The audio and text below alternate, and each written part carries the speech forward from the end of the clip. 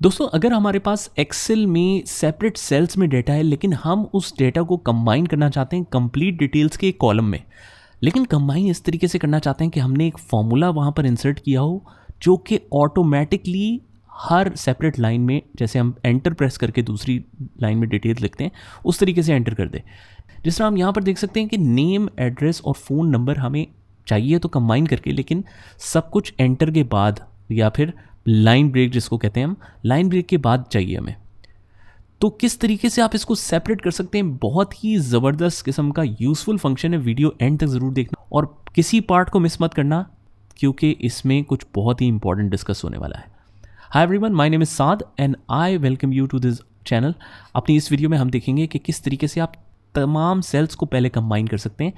पहले हम देखते हैं एक लेटेस्ट एक्सेल फॉर्मूला जो कि हम 2024 में यूज़ करेंगे। जो लेटेस्ट वर्जन है ऑफिस 365 के यूजर्स भी इसको यूज़ कर सकते हैं।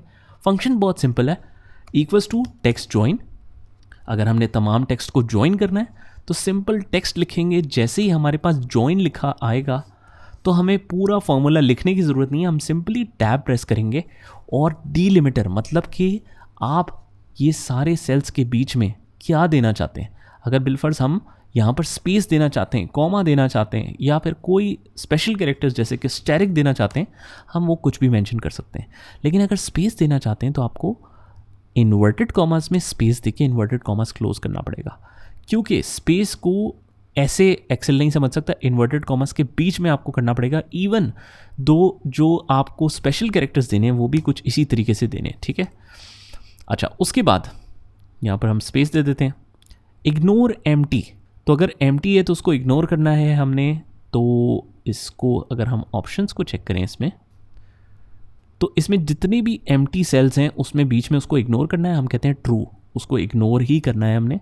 कि अगर बीच में अगर कोई एम्प्टी सेल आ जाता है, लेट्स से कि जॉन स्मिथ के बाद एक कॉलम एम्प्टी है, तो उसको वो स्पेस ना दे दे बीच में बल्कि उसको इग्नोर कर दे। ट्रू कर दिया हमने इसको। अब थर्ड से ये कहता है कि सारे टेक्स्ट सिलेक्ट करो जिनको ऐसे ज्वाइन करना है। तो हम टेक्स्ट 1, टेक्स्ट 2 ऐसे सेपरेटली मेंशन नहीं करेंगे जैसे टूल टिप में मेंशन्ड है। जैसे कि हमने ये सिलेक्ट किया, फिर हमने कॉमा प्रेस किया, हमने ये सिलेक्ट किया, ऐसे नहीं सिलेक्ट करेंगे। हम तमाम के तमाम सेल्स को ऐसे करके सिलेक्ट करेंगे ताकि हमारा टाइम सेव हो सके और हम एंटर प्रेस करते हैं। तो ये देख सकते हैं कि तमाम डिटेल्स एक्यूरेटली कंपाइल हो गई, कंप्लीट हो गई। लेकिन कितनी अजीब सी लग रही हैं ये, क्योंकि ये कंप्लीट डिटेल्स सिर्फ एक नॉर्मल सेंटेंस के बारे में नहीं बल्कि नेम, एड्रेस और फ़ोन नंबर के बारे में। तो ज़रूरी तो ये था कि हम इसको इस तरीके से मेंशन करते कि यहाँ पर एंटर प्रेस करते तो डिटेल्स नीचे चली जाती। अब नॉर्मली तो हम जब भी टाइपिंग करते हैं हमें पता है जस्ट हमने एंटर प्रेस करना है और डिटेल्स बाकी नीचे मूव हो जाएंगी। लेकिन अगर हमने इसको फॉर्मूले में यूज़ करना है तो किस तरीके से कर सकते हैं। सिंपल सा टेक्निक है, लेकिन उसके लिए हम टेक्स्ट ज्वाइन नहीं यूज़ करेंगे। हम टेक्स्ट ज्वाइन में या तो डीलिमिटर को हम यूज़ कर लेंगे बजाय स्पेस के। हम यहाँ पर कैरेक्टर 10 यूज़ करेंगे। कैरेक्टर 10 जो है वो लाइन ब्रेक के लिए यूज़ होता है। जैसे ही हम एंटर प्रेस करेंगे तो आप देखेंगे कि आपके पास कोई डिटेल्स नहीं आ रही। लेकिन अगर हम रैप टेक्स्ट को करेंगे तो यहाँ पर तमाम की तमाम डिटेल्स हमारी ठीक तरीके से मेंशन हो गई। कितनी कमाल की चीज़ है। अगर आपके पास ये टेक्स्ट ज्वाइन का फंक्शन ही नहीं है तो फिर आप कैसे करेंगे? फिर भी कोई मसला नहीं है, आप इक्वल्स टू प्रेस करेंगे। यहाँ पर this cell and this cell and this cell, ये जो एंड का फंक्शन है ना, ये भी काइंड ऑफ टेक्स्ट ज्वाइन के लिए ही होता है। लेकिन अब देखें इसमें हमने स्पेस का कुछ मेंशन नहीं किया। तो अगर हम एंड स्पेस के बाद फिर दूसरे सेल को कंबाइन करो, फिर दोबारा से एंड, उसके बाद स्पेस लगाओ, फिर दूसरे सेल को कंबाइन करो। तो अगर तो हमने स्पेस देनी होती तो हम कुछ इस तरीके से मेंशन कर सकते थे। यहाँ पर भी हमें एंड देना है, ठीक है।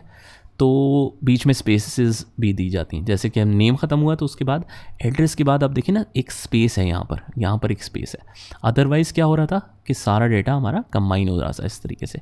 लेकिन क्योंकि ये डिटेल्स अगली लाइन पे आनी चाहिए तो हमें एज सच जो है वो स्पेस की ज़रूरत नहीं है।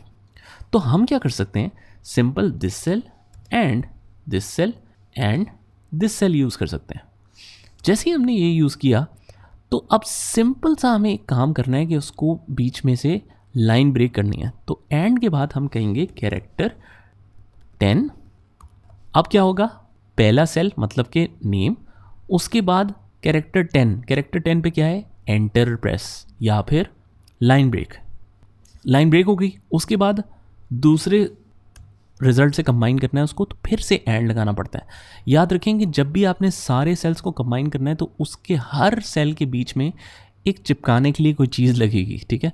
तो समझ लें आपको ये चिपकाने के लिए उसकी डिटेल, दूसरी डिटेल इसके साथ चिपकाने के लिए ये एंड है, ठीक है। तो उसके बाद second cell and third cell के साथ भी कैरेक्टर का फंक्शन यूज़ करेंगे, 10 यूज़ करेंगे और एंड का फंक्शन यूज़ करेंगे, ठीक है।